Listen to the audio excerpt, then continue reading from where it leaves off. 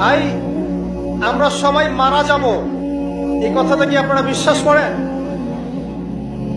এই কথা যে বিশ্বাস করে যে পৃথিবীতে সে চিরস্থায়ী নয়, চিরদিন থাকতে আসে নাই, সে কি পৃথিবীতে উদ্ধত আচরণ করতে পারে? পাপ করলেও তো সে তওবা করে ফিরে আসবে, তাই নয় কি? এখন মানুষের চলাফেরা দেখলে কি মনে হয় যে মানুষ মারা যাবে কখনো? আমাদের সবার সামনে মৌত অপেক্ষা করছে।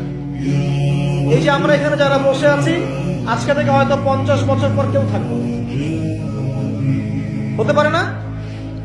হতে পারে না? 50 বছর অনেক বেশি বলেছি আমি, দেখেন না সামনে কি হয়।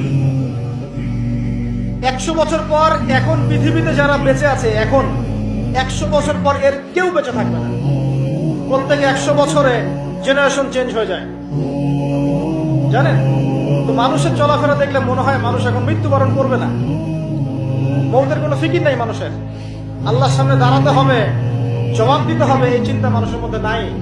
সারাদিন দুনিয়া নিয়ে মানুষ ব্যস্ত হয়ে আছে। আল্লাহ পাক হেফাজত করুন আমাদেরকে। তো পরকালের ক্ষতি দেখেন, মানুষের সামনে অপেক্ষা করছে মৌত, মানুষের সামনে অপেক্ষা করছে কবর। কবর যেখানে কেউ যাবে না, আপনি আমি কেউ না, মানে কেউ কারো কবরে যাব না, কেউ কারো কবরে না। চিন্তা করতে পারেন যে আমাদেরকে একা একা কবরে যেতে হবে, সেখানে 2 জন ফেরেশতার সম্মুখীন হয়ে সওয়াল জবাব দিতে হবে।